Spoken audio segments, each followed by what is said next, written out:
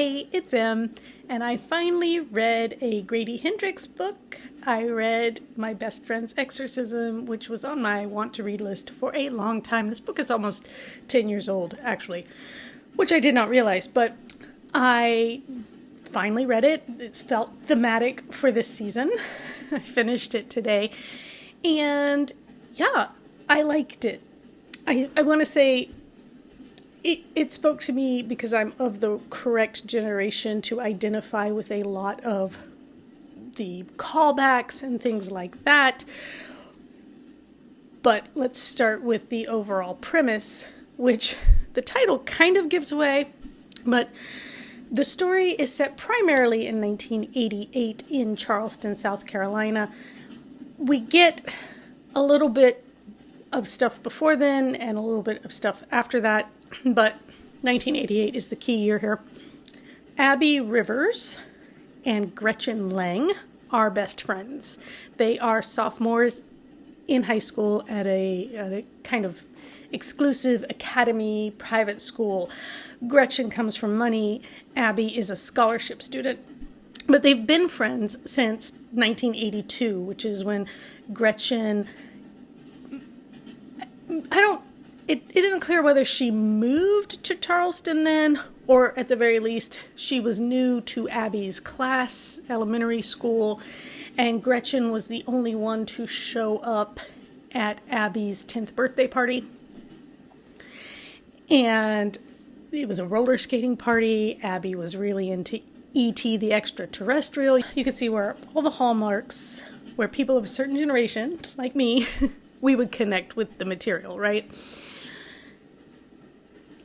At the same time, I think people, if you've enjoyed Stranger Things, even if maybe you haven't lived through the 80s, you might still, enjoy the overall story. You just might not identify as much with what's going on. A lot of the slang, and each of the chapters in this book are, I think, a song title, or at the very least a song lyric from the 80s. But yeah, so Gretchen and Abby become friends. Then, they are now in high school, sophomores. They are friends with a couple of other wealthy young women, Margaret Middleton and Glee, whose last name I don't remember, and it probably doesn't matter, because things really kick off on a weekend, I think Labor Day weekend, in fact, a long weekend, where the four girls are at Margaret's family's island house, so outside the city. They've gone, to the coast, and they're just hanging out there, the four of them, and they decide to try some drugs. Am I allowed to say this on YouTube? I don't even know anymore. It's not like I have a huge following, so it probably doesn't matter what I say because I'm not monetized anyway, but they decide to try some LSD. And it doesn't really do anything, or it doesn't seem to do anything, but Gretchen, who was really, really hesitant to even try it, is the one person who seems most affected. She decides to go skinny dipping, strip off her clothes, jump in the river. She disappears in the woods behind the house for hours. They're looking for her, and they finally give up and hope she'll wander out eventually when it's lighter out, and she comes back changed. And this is really where the story, starts, the story of this demonic possession, and Abby trying to suss out what's wrong with Gretchen and trying to help her. And it's very frustrating to read because Abby seems to be doing the right things for the right reasons, but the adults in her life are not helping. People are suspecting her of doing stuff like dealing drugs. And so part of the story is just me being frustrated with Abby for not realizing the way it's going to look when she approaches people with this information. But also part of it is frustration with just the general situation, and also the adults and everybody who's not taking Abby seriously when something's clearly very wrong with Gretchen. So I gave this book like a 4.25, a 4.3, because that frustration It's merited, it's intentional, you're supposed to, it just goes from bad to worse, right? As these things do. This demonic possession goes from seeming like some kind of serious depression on Gretchen's part to something, increasingly sinister. And everybody's looking at Abby and saying, this is because you've been giving her drugs. This is because you're a bad influence. This is because, and Abby's been this like great student, and she's obviously a scholarship student, so she's like a good kid. But somehow everybody's really quick to believe she would do this stuff. I don't know. At one point, it's because Abby took the blame for the LSD, even though it was Margaret who gave it to everybody. And I don't know why. Like, she gives some kind of mental reason for this, but because obviously the rich girl is going to get off easier than the poor girl. So why would the poor girl, admit to something they didn't even do? But whatever. We get through this, the fall of Gretchen's possession and the aftermath. We get a little bit of the aftermath, and the copy of the book I got from the library had these really fun end papers that were signed like a yearbook.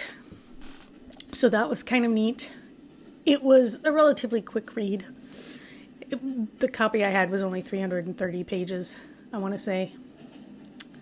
Yeah, aside from being kind of just frustrated with things that were happening, and, it was the right level of gory gross for me because I am a wimp. I say that as somebody who reads Stephen King and reads Dean Koontz and reads Anne Rice and things, but even still, I feel like those authors know leaving at least a certain amount to the imagination is almost worse than describing something in detail.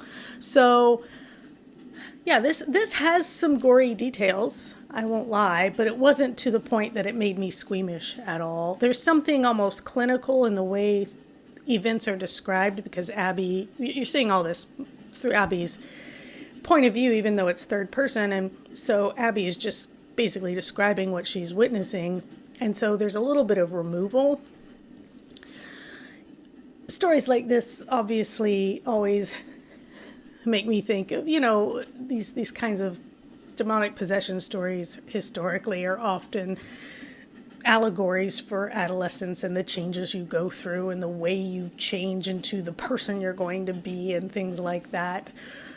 So they're fun to read and fun to think about in that way. Like, one of the symptoms of this demonic possession was, bad acne and bad skin. And you're like, yeah, adolescence. But yeah, it was good. It was good. I don't know if I would read another Grady Hendrix, not because I liked the way this was written. It was just that I don't know that I've ever seen another Grady Hendrix book, like blurb description, that sounded like something that would interest me. If you want to recommend another one of his books to me, feel free. He might, I think, have one about a haunted house. I do like haunted house stories, as you know, if you've been around on this channel at all. But I don't know what else.